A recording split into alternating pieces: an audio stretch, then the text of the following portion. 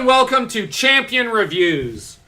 I'm Joe, here with me is my co-host Dan. Hello and greetings. We just finished watching the second part of the Mutant Agenda storyline. The episode... Now, for the next little while, the episodes will have the moniker, the subtitle, The Mutant Agenda. Yeah. And this one has, well, Landon chucked into his own pool. Thanks to the courtesy of Hobgoblin. Yeah, and becomes a monster, and the X-Men and Spidey-Man have to stop him. The plot's as simple as that. This episode's more about themes. Now, Yes. It was Landon created this serum that turns him into a mutate, and it was derived from Hank McCoy's early research because he feared becoming a monster. That research is what turned Hank into a blue-furred, for lack of a better word, freak. I'm just saying. Yeah. And it's turned Landon into a two-faced, green-skinned freak. And Spider-Man later tries to take a similar serum by Maria Crawford and Dr. Kirk Connors to avoid becoming a freak himself.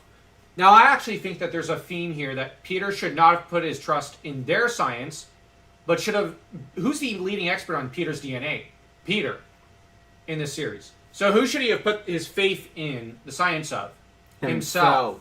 Rather than others. But Peter took the attitude, I'm not in the frame of mind to really think rationally, so I'm going to put my trust in someone else.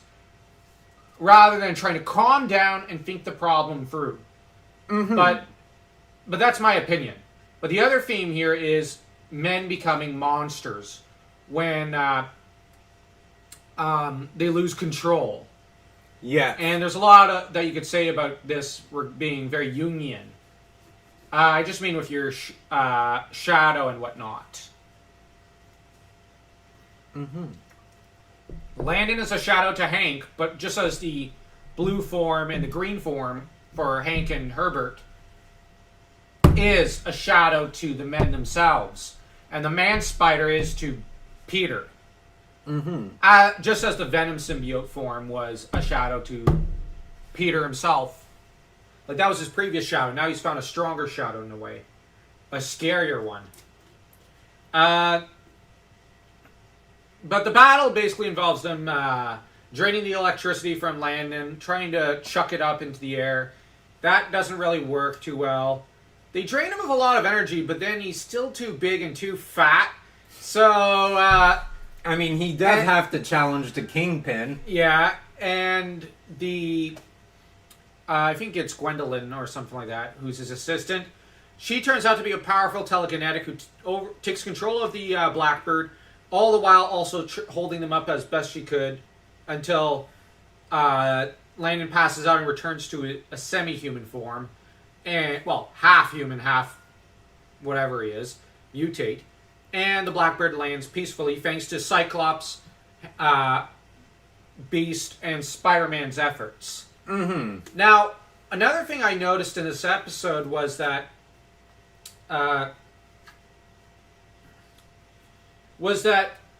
this is also the first time we see Kingpin finally snap at Smythe. Because all throughout the series, Smythe has started to annoy even me with his, I told you so, and I'm usually right. Right in Fisk's face. Like, he always goes right in his face and almost leans out of his chair and is, like, saying, you're a fool. He has said you're a fool a few times. And and Kingpin has told him a few times, you don't trust anyone. Sometimes you do have to extend a small grain of trust. I don't trust people, but extend a small grain and get some... You have to invest a small grain to get something back. No, you don't. And I'm usually right from Smythe. But half the time, Kingpin is right, the other half, Smythe is. And here's the difference between Smythe and Kingpin at this point. Kingpin's willing to come up with plans and try to pull them off. Smythe won't even think of a plan. He's just gonna whine about the plans that are presented. So here he goes, I told you not to trust him. So Kingpin because Kingpin got up from his chair, turned away with waving a hand towards Smythe to tell him, not right now. Not right now. Give me a minute. Smythe then goes, I told you not to trust him. I said, be quiet, Smythe, else I'll take my frustrations out on you. And you have Smythe. Right, then Kingpin finishes his comment with, is that clear? You have Smythe backing away, trembling, and saying, Crystal. But the thing is, I actually would not blame this for maybe smacking him around a little, because Smythe's getting to be a bit like Iago. And, however, there's one major difference. Smythe is not realizing that Kingpin is setting things up to get rid of Smythe and replacing him with Landon. Who's a much more productive employee. Who Yeah. actually comes up with ideas and schemes. It's like the entire plan to make the super mutants. That was something that Smythe has stopped working on projects. Yep. He's usually primarily nagging. Yeah, he's basically Kingpin's ex-wife. Yeah. It's like sometimes doing some cute computer stuff, but he's not doing anything. Exactly. He's just cashing paychecks. Man, I wish I had his job. Mm-hmm. I'm just saying, it'd be the easiest job in the world. Just nag Kingpin until he snaps at you. Yeah, I could do that. Although I probably wouldn't nag him as much. The most I might say is, that plan didn't work. Why don't you try this instead? Offering alternatives. Which is more than what Smythe does. At least Landon actually later does propose alternatives. Like, okay, that plan didn't work. Why don't you do this? And the thing is, Kingpin's not incompetent in this series. He's not Dormammu. And there are times where when Kingpin's plan is about to go awry, Landon tries to find something that allows to at least get something out of it. Or he'll say, what if we were to do this? Or, have you tried this yet? And Kingpin will sometimes tell him, yes, I did. Oh, okay. Well, in that case, why don't we try this instead? Like, Landon's always shooting ideas. And still willing to do his science experiments. Whereas, Smythe, no. Smythe is... I think Smythe is depressed.